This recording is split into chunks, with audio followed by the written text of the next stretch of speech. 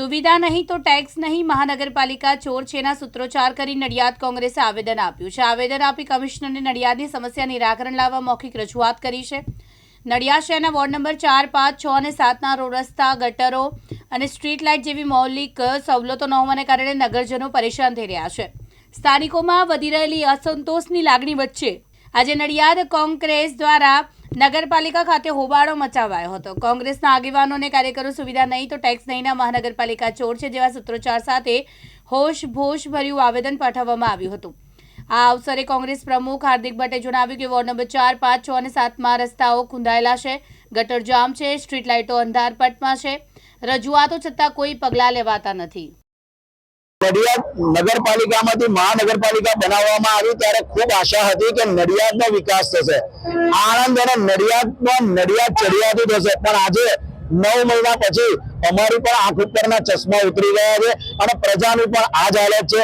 ચારે બાજુ સાક્ષર નગરી તરીકે ઓળખાતી નડિયાદ નગરીના રસ્તા ખાડા નગરી તરીકે ઓળખાવા માંડ્યા છે. નડિયાદના એક રસ્તો એવો નથી કે જેના ઉપર ખાડા ના હોય, પ્રજાને તકલીફ ના પડતી હોય. નડિયાદના ચારે બાજુ વિસ્તારોમાં, નડિયાદના મેઇન વિસ્તારોમાં, ગ્રામ્યતરમાં ગાયોના ઝુંડ જોવા મળે છે.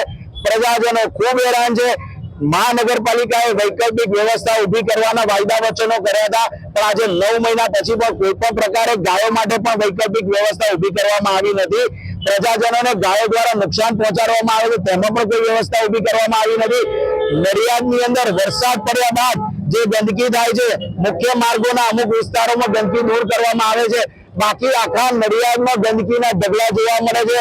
એની ઉપર દવાનો છંટકાવ કરવામાં આવતો નથી. અત્યારે કોલેરા ફાટી નીકળે તેવી પરિસ્થિતિ હોવા છતાં પણ આ નિર્વાચન તંત્ર ઉઠતું નથી. નડિયાદમાં 50%થી ઉપર સ્ટ્રીટ લાઇટો બંધ જોવા મળે છે. સિટી બસોની વારંવાર રજૂઆતો કરવા છતાં ભ્રષ્ટાચારી તંત્ર જાગતું નથી. સિટી બસો બંધ છે, પ્રજા ત્રાહિમામ છે. શ્રેયસ ગરનાળાથી ખોડિયાર ગરનાળા વાળો રોડ આજે 15 દિવસ થવા હોવા છતાંય આજે એ જ પરિસ્થિતિમાં છે. નડિયાદ સ્વર્ગ નગરીની જગ્યાએ નરકાગાર નગરી બનાવી દીધું છે. માટે અમે લોકો નડિયાદ શહેર કોંગ્રેસ દ્વારા પ્રજાજનોના હિતમાં આજે કમિશનર સાહેબ જાગે અને નડિયાદનો સારો વિકાસ થાય તેના માટે આવેદનપત્ર આપવામાં આવ્યા છે. દ્વારા આવેદનપત્ર આપવામાં આવ્યું, ઘણી બધી ફરિયાદો છે. શું કાર્યવાહી થશે મહાનગરપાલિકા દ્વારા થશે? કોંગ્રેસ પક્ષ દ્વારા સ્વાભાવિક છે કે મ્યુનિસિપલ કોર્પોરેશનના આગામી ચૂંટણીઓને અનુલક્ષીને જુદી જુદી રજૂઆતો સમયાંતરે થતી રહે છે. હાલમાં ચોમાસાની સિઝનનો સમય છે. છેલ્લા 15 દિવસમાં નડિયાદ સિટીમાં આપણે 17 ઇંચ જેટલો વરસાદને અનુભવ્યો છે.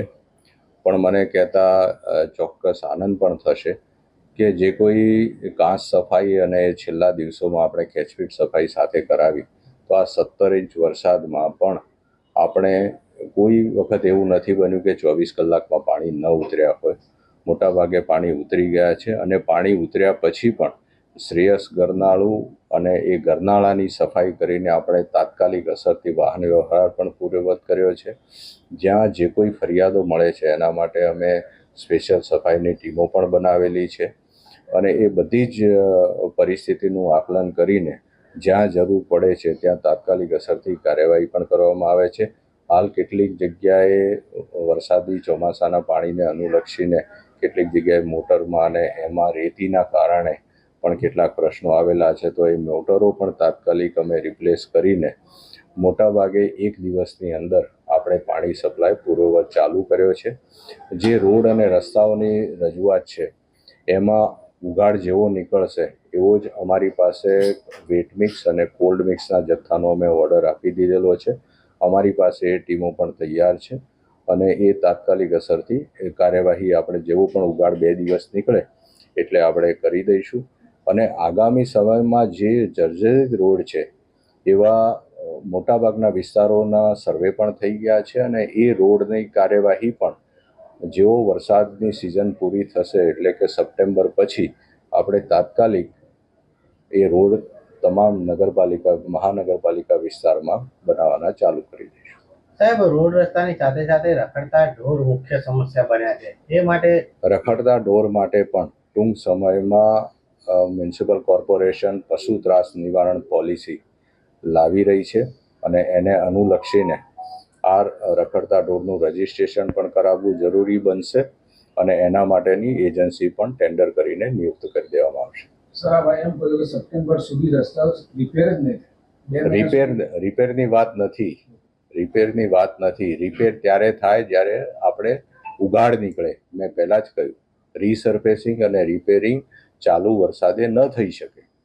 એ ઉઘાડ નીકળે ત્યારે થાય. ઉઘાડ એટલે કે 2-3 દિવસનું આપણને કોરું વાતાવરણ મળે ત્યારે થાય. સપ્ટેમ્બર પછી નવા રોડની વાત કરું છું અને નવા રોડ બનશે. તૃષાલ પંડ્યા, દિવ્યાંગ ન્યૂઝ, નડિયાદ.